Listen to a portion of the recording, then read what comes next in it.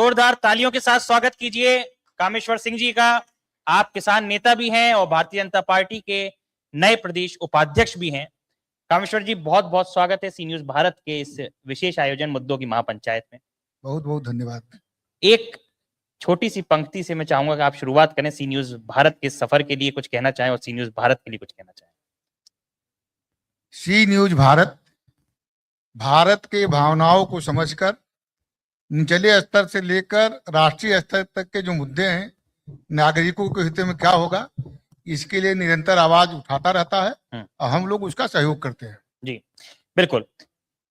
इस समय उत्तर प्रदेश में भारतीय जनता पार्टी का विस्तार होता है, साथ ही साथ कई सारे आरोप लगते हैं और भारतीय जनता पार्टी के विस्तार को लेकर अटकलें लग जाती हैं कि इसमें गुटबाजी होती नजर आ रही है।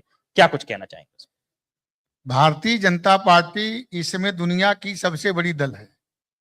भारतीय जनता पार्टी के 18 करोड़ मेंबर हैं। उत्तर प्रदेश में 2.5 करोड़ से अधिक सदस्य हैं और भारतीय जनता पार्टी में किसी भी प्रकार का कोई न टकराव है न गुटबाजी है। संगठन बड़ा या पार्टी बड़ी, ये सवाल लगातार धरातल पर उठता रहता है। नहीं, संगठन और पार्टी एक ही है, दोनों अलग अलग नहीं है, चाहे पार्टी के चाहे संगठन के ही। नहीं, कई सारे संगठन उसमें बन गए हैं ना पार्टी में, तो इसीलिए कई बार चर्चा होती है कि पंकज चौधरी जी हैं प्रदेश अध्यक्ष, उनका अलग एक संगठन और एक अलग एक पार्टी को लेकर ऐसा कुछ नहीं है। संगठन और पार्टी एक ही है। भारतीय जनता पार्टी नाम है, वो हमारे कार्यकर्ताओं का एक संगठन है। अच्छा कामेश्वर जी, आप चूंकि संघ से भी जुड़े लोग हैं, काफी पुराने कार्यकर्ता से लेकर आज एक बड़े नेतृत्व के रूप में उभरे हैं, क्या लगता है क्या वाकई संघ की चीजों को प्राथमिकता दी जाती है पार्टी में, या कई बार ये आरोप लगता है कि संघ ही ये तय करता है कि पार्टी आगे क्या कुछ नीतियां बनाएगी?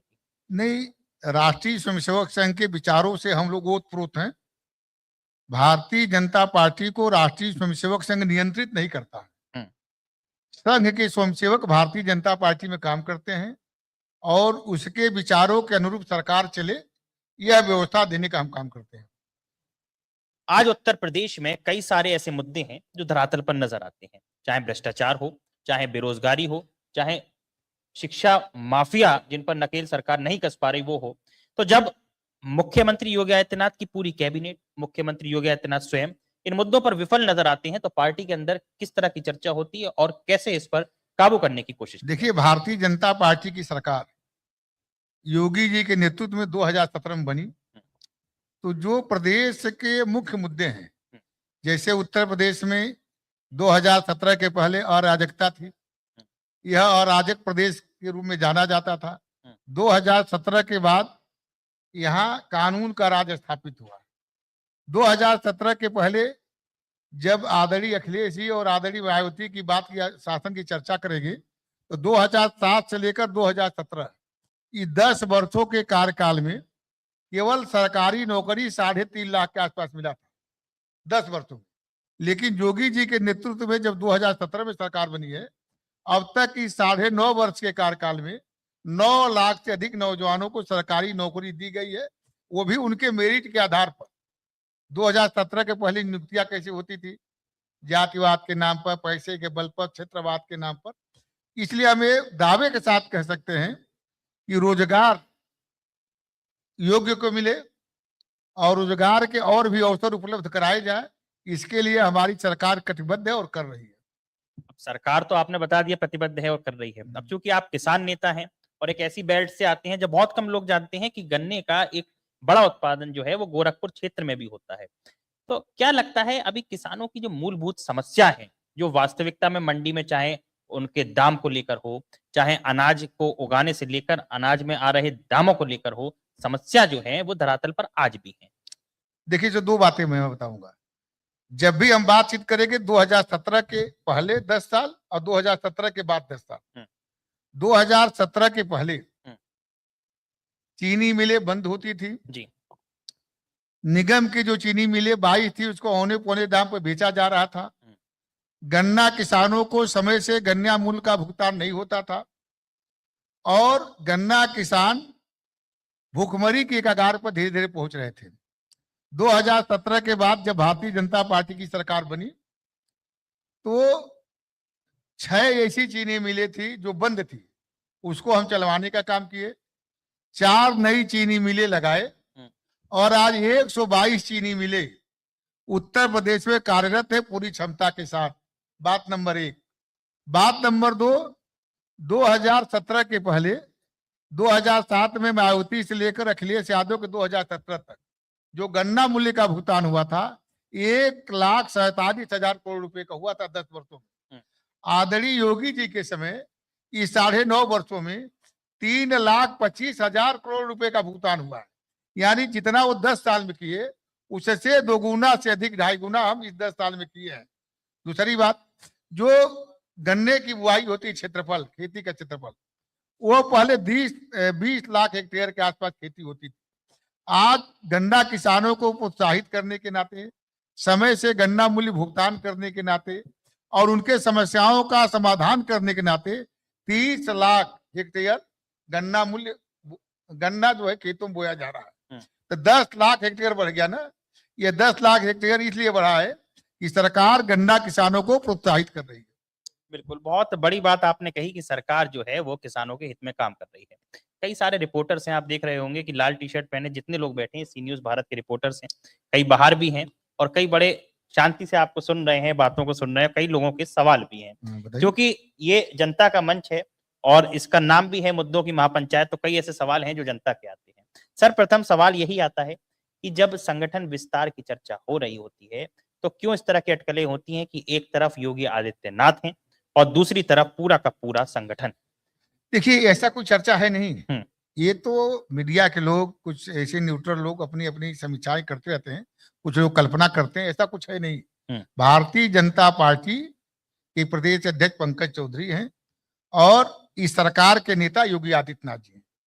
आदरणीय नरेंद्र मोदी जी के मार्गदर्शन में उत्तर प्रदेश की सरकार योगी आदित्यनाथ जी महाराज चला रहे हैं और नितिन नवीन के कार्य योजना के अनुसार हम सभी लोग भारतीय जनता पार्टी के प्रदेश अध्यक्ष आदरणीय पंकज चौधरी के नेतृत्व में संगठनात्मक कार्यक्रमों को बहुत ही बखूबी तरीके से करते आ रहे हैं। जातिवाद को लेकर बड़ा एक आरोप लगता है कि कहीं ठाकुरवाद है, कहीं ब्राह्मणवाद है, तो कहीं अन्य दल है। किस तरीके से इसको देखते हैं और संगठन में इसको कितना प्रबलता दी जानी चाहिए या कितनी प्रबलता नहीं दी जानी चाहिए, ये स्पष्ट क्यों नहीं होता? देखिए, जातिवाद के आधार पर तो हम लोग कोई विचार नहीं करते। हमारे नेता नरेंद्र मोदी हैं, वो कहते हैं सबका साथ सबका विकास। यह देश सबका है और भारतीय जनता पार्टी सभी जातियों की है, इसीलिए सामाजिक समरसता बनी रहे, समाज के सभी वर्गों का प्रतिनिधित्व भारतीय जनता पार्टी में हो, यह प्रयास भारतीय जनता पार्टी का रहता है। अब क्योंकि संघ से जुड़े लोग हैं, पुरानी भारतीय जनता पार्टी और आज की जो नई भारतीय जनता पार्टी है उसमें क्या आपको एक अलग नजरिए से देखा जाए या एक डिफरेंस देखा जाए तो क्या नजर आता है? कोई अंतर नहीं। पहले हमारा दल छोटा था।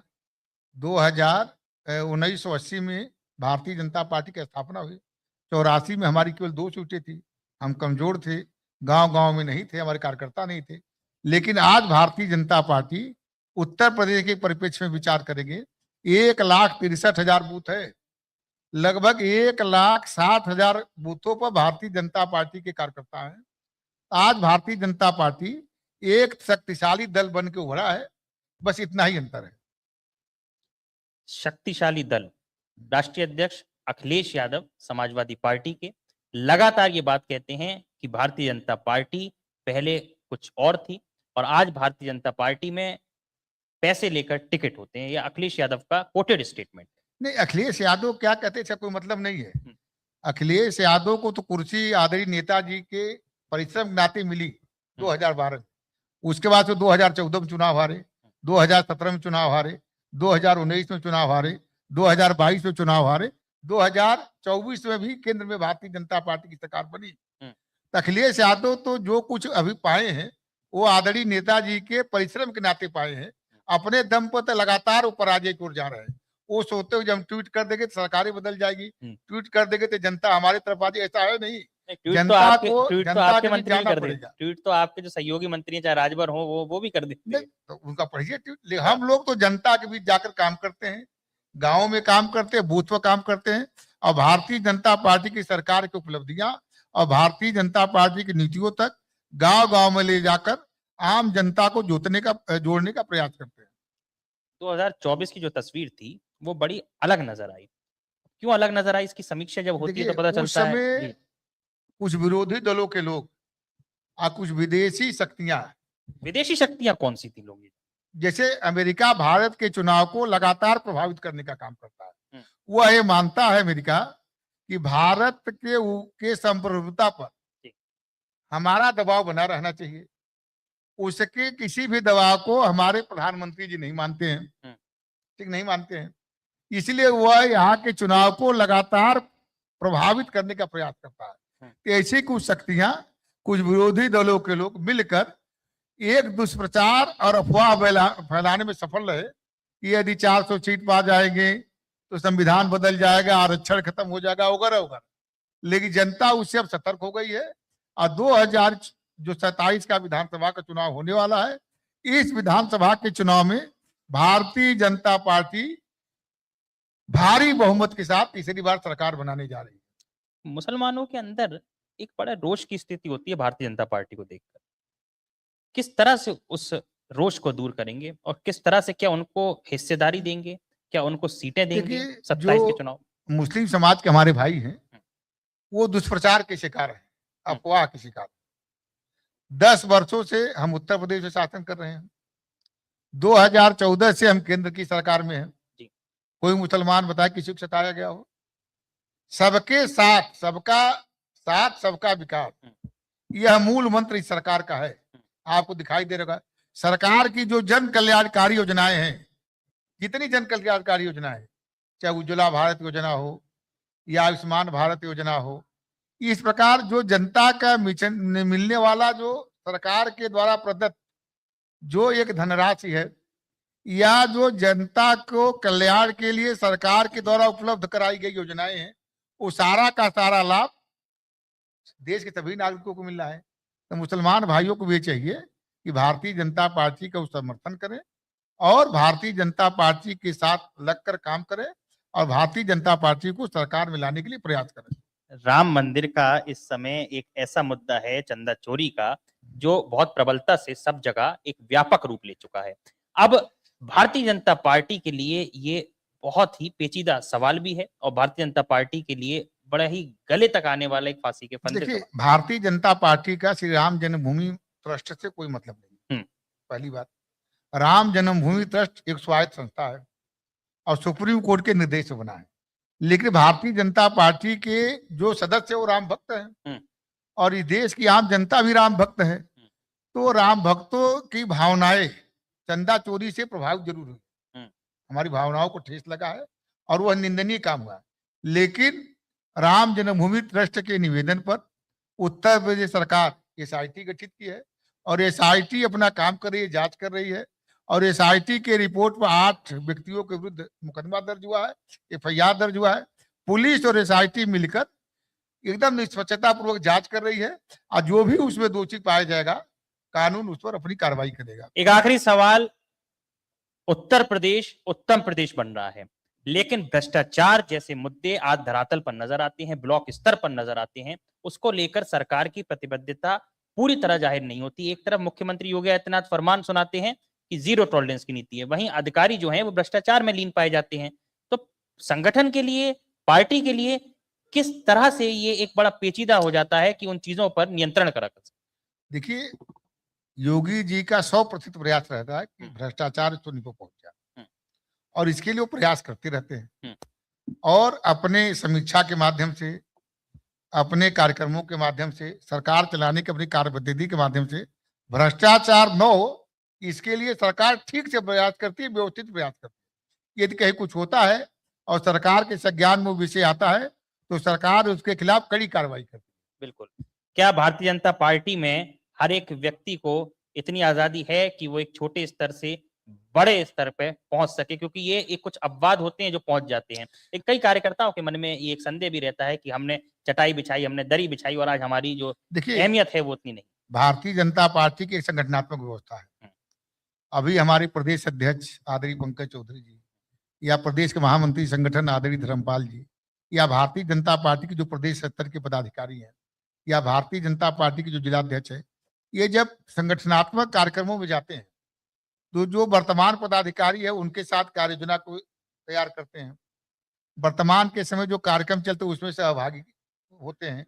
लेकिन वो जहां प्रवास पर जाते हैं वहां जो पुराने कार्यकर्ता हैं, पुराने पदाधिकारी हैं, पूर्व पदाधिकारी हैं, जो सीनियर भारतीय जनता पार्टी के पदाधिकारी जो काम नहीं करते, उनसे मिलकर, उनके भावनाओं को समझकर, उनके सुझावों को सुनकर हम भारतीय जनता पार्टी के कार्यक्रमों को वैसा बनाने का प्रयास करते हैं। बिल्कुल, बहुत बहुत शुक्रिया कामेश्वर जी, सी न्यूज़ भारत के विशेष मंच मुद्दों की महापंचायत में हमें समय देने के लिए।